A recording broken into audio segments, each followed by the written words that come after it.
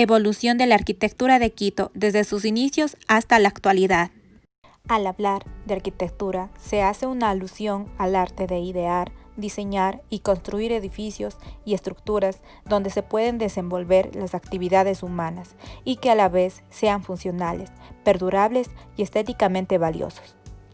La puesta en práctica de este arte en Latinoamérica fue bastante más tardía que en Europa y Estados Unidos, pues se estima que en el Ecuador esta corriente arquitectónica se empieza a desarrollar a partir de los años 40 y se consolida en la década de los 60.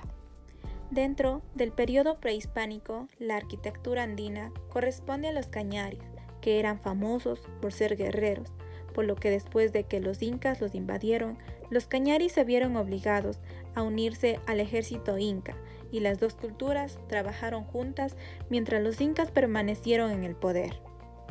Esta es la razón por la que se puede ver las influencias arquitectónicas de los incas y los cañaris en el complejo arqueológico Ingapirca, siendo este uno de los complejos arqueológicos más importantes del Ecuador, en el cual los cañaris usaron una forma de mortero para pegar las rocas, mediante una técnica de construcción similar a la de ladrillos y cemento moderno. Tiempo después llegaron los españoles y surge el periodo hispánico, dando como resultado una arquitectura colonial, pues los incas provenientes del Cusco se asentaron en la zona de Quito, después de muchos enfrentamientos militares entre ellos, y es aquí donde establecieron sus equinocciales incorporados a su imperio. Probablemente ocuparon el emplazamiento aborigen, realizando algunas edificaciones de carácter militar, religioso y ceremonial. Luego, los incas se hallaron en un proceso de consolidación de sus conquistas septentrionales. Es aquí en donde llegaron las primeras noticias de la presencia de sujetos extrañamente vestidos de diferentes apariencias y con armas desconocidas.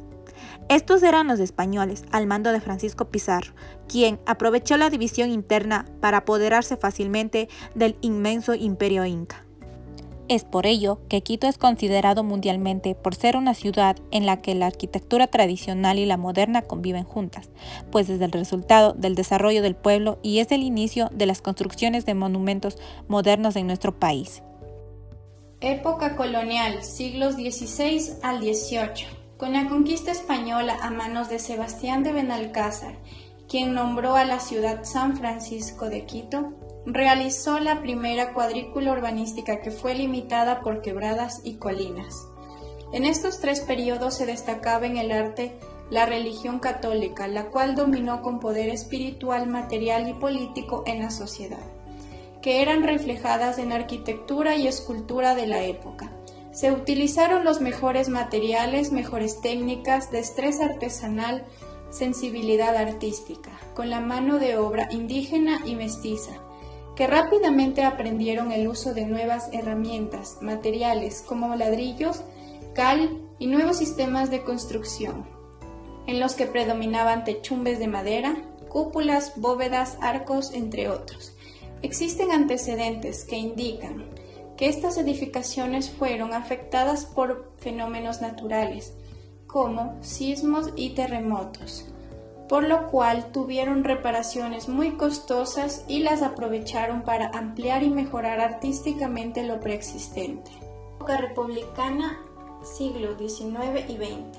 Nuevos modelos arquitectónicos que rompieron la tradición colonial hispánica se distinguieron por el uso de estilos neoclásicos y neorrománicos, caracterizando así a la arquitectura europea. Fueron reemplazadas viejas estructuras coloniales poco valoradas y reconstruidas otras que habían sufrido daños por sismos y terremotos. En 1908, este mismo gobierno se inauguró el servicio regular del ferrocarril y así se expandió el área comercial y la migración interna. Creó infraestructuras básicas como agua, alcantarillado, luz eléctrica. Aparecieron nuevos modelos arquitectónicos con la llegada del material novedoso como el cemento, Portland y el hierro. Para el siglo XX comenzaron construcciones por parte del Estado en el área de salud y educación. La ciudad fue creciendo y cambiando así el concepto de confort.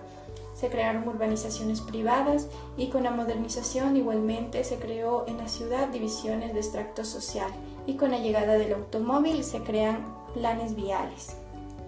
Fue entonces cuando el centro histórico fue abandonado y comenzó a deteriorarse, convirtiéndose así en una ciudad vieja. y se tomó mayor atención en el centro histórico y el área metropolitana después de haberla dejado abandonada con el boom del petróleo. Lastimosamente, muchas de las edificaciones construidas con hormigón fueron deterioradas y demolidas. Se perdieron importantes estructuras como la centenaria muralla del Monasterio de la Concepción y el derrocamiento del viejo Palacio Municipal.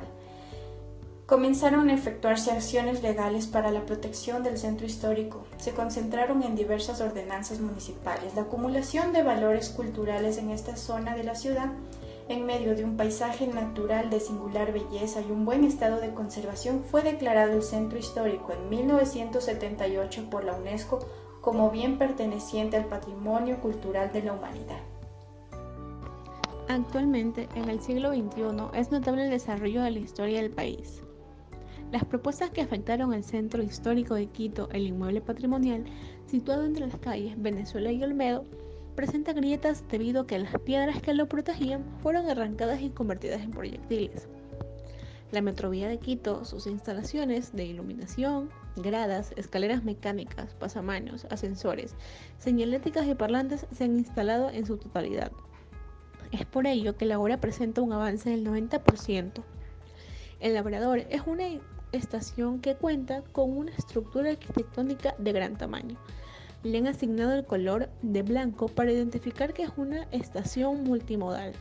Esto quiere decir que se conecta con otros sistemas de transporte urbano en la superficie. Por ello, cuenta con 10 accesos para facilitar la movilidad de las personas en la estación.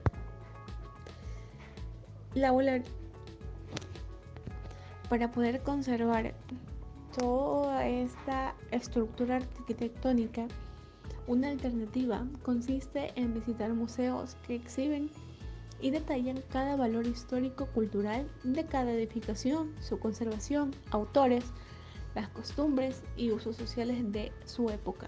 Entre otros detalles, ayudan a conocer más este arte.